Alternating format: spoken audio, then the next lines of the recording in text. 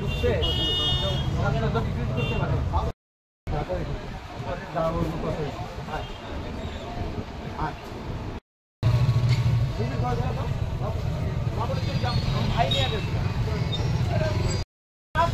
Licence দেয় কেমনে তোমাদেরকে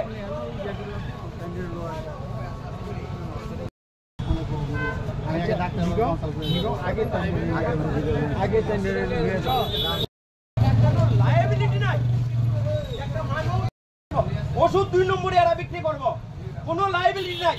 একটা কোনো লোক ড্রাগসের কোনো লোক তাদেরকে ইয়ে করে না, 2 নম্বরই পথে এরা ব্যবসা করতেছে।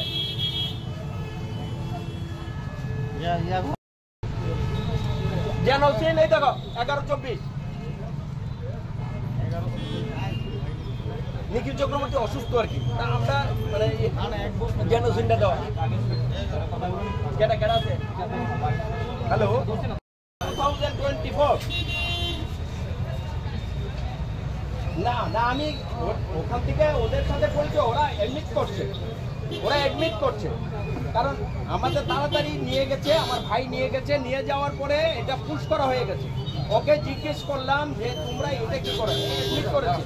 ওরা বুঝতে পেরেছে যে সমস্যাটা, কিন্তু কেন এই মাল তাদের ঘরে থাকবে? না ওদের ব্যাপার,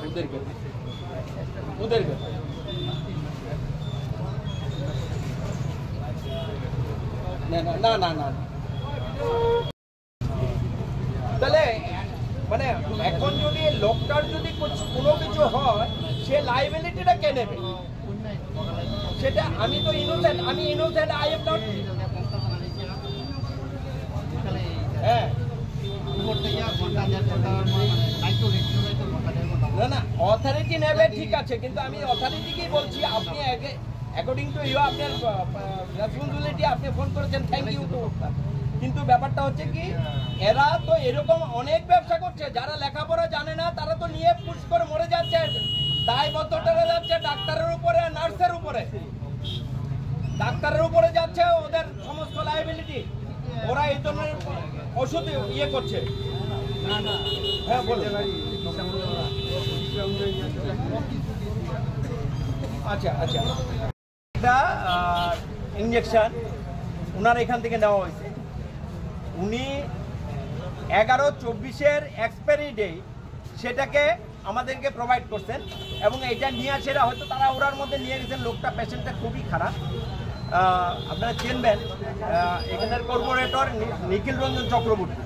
ওনার শারীরিক অবস্থা খারাপ ছিল বলে ওইটা মেডিসিনটা নেওয়া হয়েছে, ডাক্তার দিয়েছে। কিন্তু সাথে সাথে দেখা গেল 11/24 এটা এক্সপায়ারি ডে, পুশ করা তো হয়ে গেছে। ওনাদেরকে জিজ্ঞেস করলাম যাচ্ছেন এখানে কোন দোকান থেকে ওষুধটা কিনছেন? হ্যাঁ, কোন দোকান থেকে ওষুধ?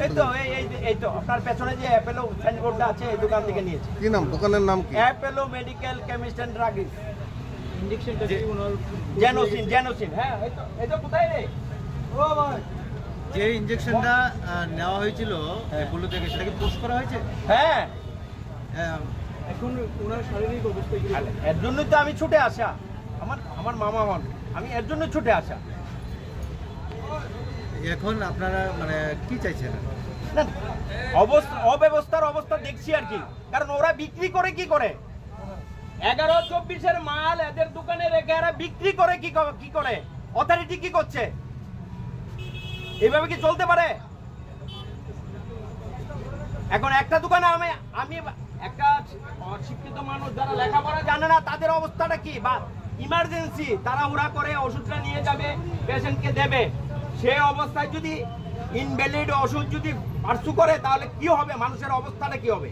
আমরা কোথায় দাঁড়িয়ে আছি, কিসের উপরে দাঁড়িয়ে আছি, কি ব্যবস্থাপনার উপরে দাঁড়িয়ে আছি, সেটা বিচার্য বিষয়। আপনাদের কাছেও ছেড়ে দিলাম, মানুষের কাছে পৌঁছান এইগুলি, কারণ দায়িত্বগুলি আমার না, আপনাদেরও আছে, আপনারও হতে পারে। দোকান মালিকের সাথে কথা বলে আপনি কি বুঝতে পারবেন? না, উনি বললেন যে আমি দিয়ে গেছে, স্টাফ হয়তো দিয়ে গেছে, আমি দৌড়ে যাচ্ছি, গেছেন উনি। কিন্তু ব্যাপারটা এটা না তো, এটা রেসপন্সিবিলিটি, ডিউটি। এটা অন্য দোকান না, চা স্টল, একটু চিনি কম হলো মানুষ বেঁচে যাবে, বা কম বেশি হলে বেঁচে যাবে। এটা চা স্টল না, এটা ঔষধ, মানুষের জীবনদায়ী ঔষধ তাদের কাছে থাকে। একটু দেখুন আপনারা, এটা পৌঁছান ওদের কাছে। স্বাস্থ্য অবস্থা কি অবস্থা, স্বাস্থ্য মানে যা ইচ্ছা তা চলছে, যা ইচ্ছা তা। অথরিটি দা, আমি অথরিটিকে বলছি।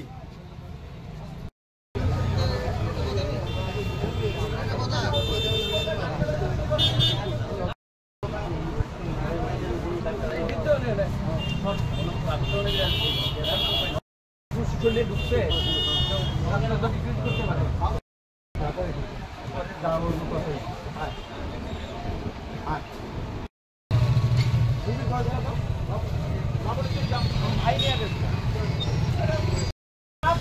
লাইসেন্স দেয় কেমনে, তোমাদেরকে?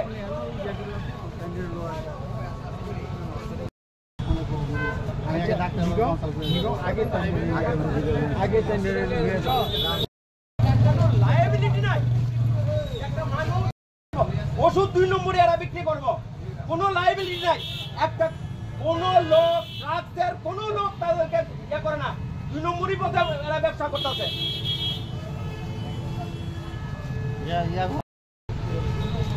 জেনোসিন এই দেখো 1124 নিখিল চক্রবর্তী অসুস্থ আর কি, আমরা মানে জেনোসিনটা দেওয়া কেটা কেটা আছে। হ্যালো 2024 না না আমি